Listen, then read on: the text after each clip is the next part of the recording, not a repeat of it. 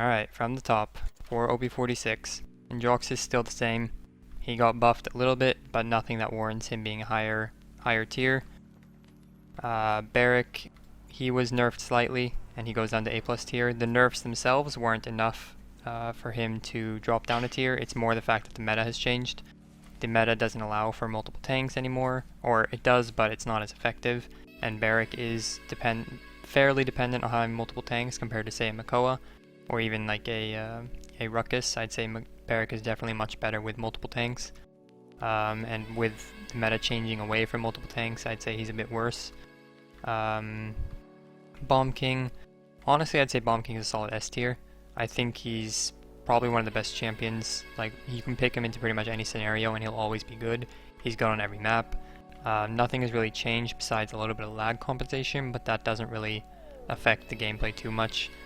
If anything, it makes him a little bit better, but again, that's not really why. I think he was S tier even last patch. He hadn't been played as much, so he didn't show as relevant as he is now. But he's definitely like Androxus, where you can pick him to any comp, and he's perfectly fine with any comp right now. Buck, I think, stays in the same place. He's still useful. He's still a solid pick into fairly many comps. He's not as relevant as he was before because he lost some cooldown reduction on his bounce house, but he's the same spot as he's like a balanced carry where you can pick him into multiple comps. You don't have to pick him, but he fits into fairly many scenarios. Cassie, I think, same place as Buck. She's perfectly fine being picked into multiple scenarios, and she is a good pick when she is picked, but it's not a first pick option. It's not something that you need to get early because she does have replacements. She's not like Androxus or Bomb King where it's something you want to pick early because they do their job so well. Cassie's more of a filler role where she can fill the general damage role perfectly fine. I'd say Drogoz is in the same spot. He's slightly above that role of Cassie and Buck. He can be picked earlier on. He should probably be picked earlier on because he has a lot of influence, especially with Bomb King being so high tier. Having whoever gets Bomb King, probably also, like, if the enemy team gets Bomb King, then you're probably going to want to look to pick up a Drogoz just so that you have some blast damage. It is still influential whether or not you have blast damage. Not only for the Haven versus Blast Shields pickup, but also just having the AoE damage is important, and Drogoz does fill that role very well, especially in regards to AoE damage. So he's still in the same spot, a bit more valuable pick than a Cassie, Victor, or Buck, but he's still not quite S tier. You can't just blindly pick him. Evie, I think Evie's pretty much in the same spot now, B+. She's definitely better. She's not as good. You can't just pick her into anything, but she is pickable. There's no real reason to pick her, especially with Drogoz and Bomb King being fine. Like, those are both fine AoE picks. If you want to fill the role of a flanker / bruiser, then you might as well just pick a Buck or a Grok anyways.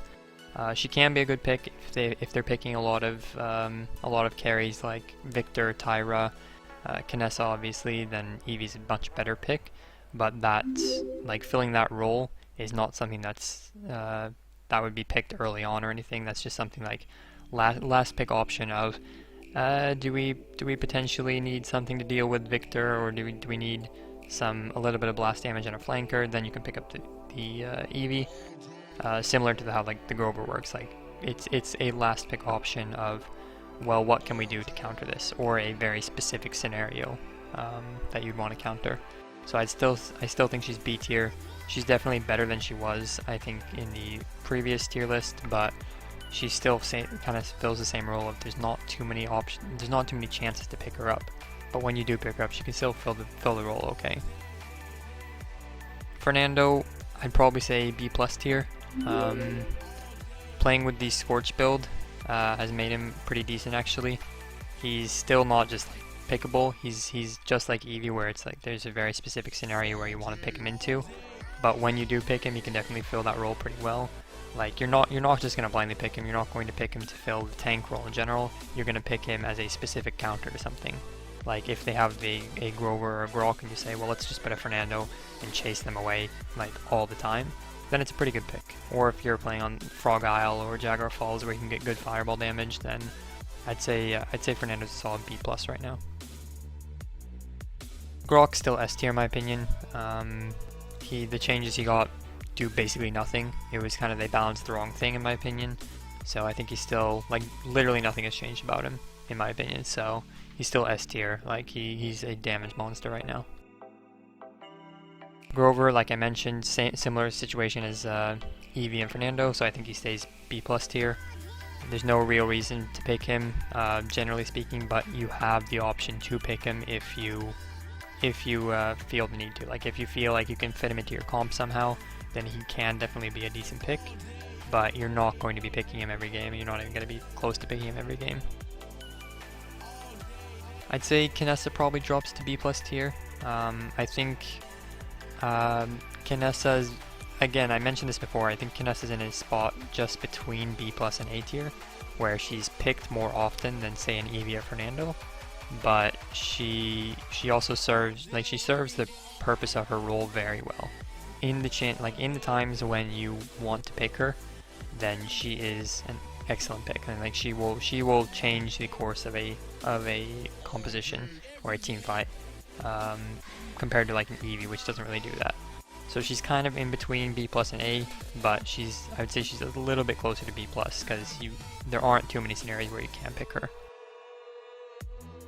Maeve is C tier. She's useless. That's about all there is to say. Like, there's just no reason to ever pick her.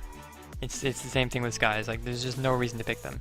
Even Skye actually has, in my opinion, has more potential than Maeve, because Skye actually has certain things that she can do better than others, whereas Maeve right now, there's no reason to pick her. There's nothing that she does that another character can't do right now. At least Skye has like HP percentage damage. She has stealth, which is something that no other character besides Shaolin obviously can do. There's no reason to pick her. Makoa, I'd say Makoa probably drops to S tier. Again, it kind of comes down to, it's not necessarily the fact that he was nerfed. He was nerfed in that he's not CC immune in his ult anymore, but even with that, he would still be S+ tier.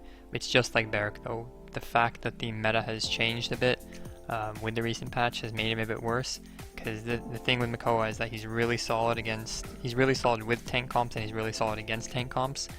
Naturally, he's also really good against carries, but he also has a much higher chance of being blown up if you're playing against carries.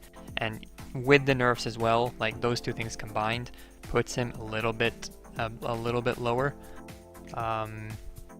He's still a solid pick, and I'd still say he's probably first pick in a lot of scenarios, but I don't think he's S+ tier anymore.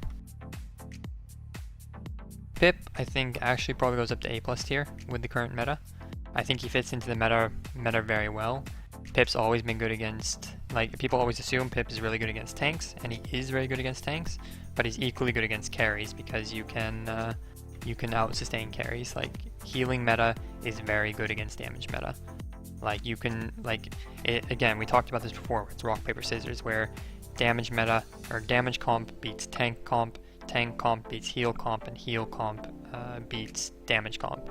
So having a more carry oriented and more damage oriented meta makes Pip a little bit stronger. And then also the fact that he's gotten some changes recently. Even with Pip being nerfed, he's gotten some changes. His heal's easier to hit. His heal is more influential right now with the pocket healing. Like, sure, Pip healing is good for tanks and all, but the reason you want to heal with Pip is to pocket heal somebody. You want to pocket heal your carry, so that it's kind of like a Torvald shield. It serves the same purpose, where if you get that heal off, it will change a 1v1. It could even make your carry able to 2v1, or 1v2 rather. So Pip actually moves up just because of the meta, similar to how Makoa and Barrack drop because of it. Pip goes up, even with the nerf, I'd say. So I think he moves up. He serves the meta very well right now, and I think he's a solid pick. Ruckus, I think, stays the same. Like, he's still a solid A tier. He can be picked.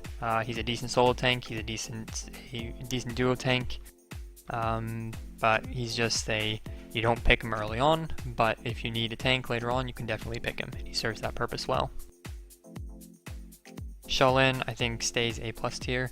You could potentially argue that he goes up to S tier, but I'd say he's kind of like the Knessa situation. He's somewhere in between A+ and S tier.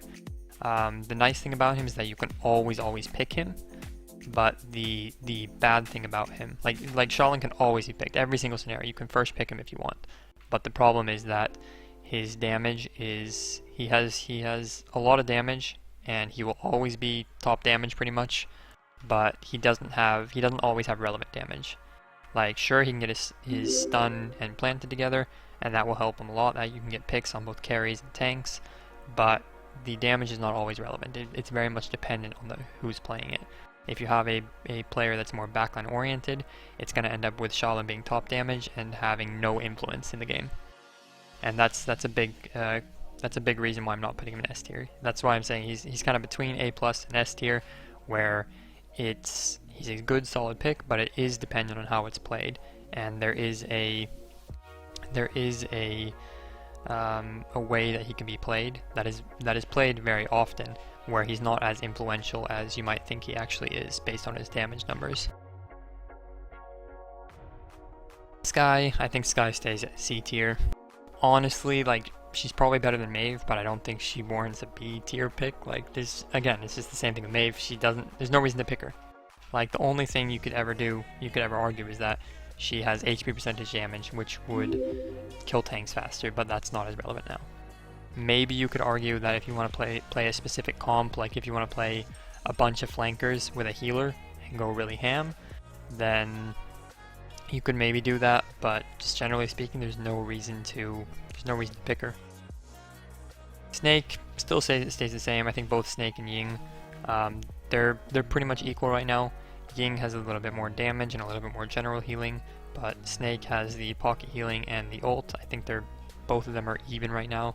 There's, like, if anything, what makes you want to pick them would be map dependent.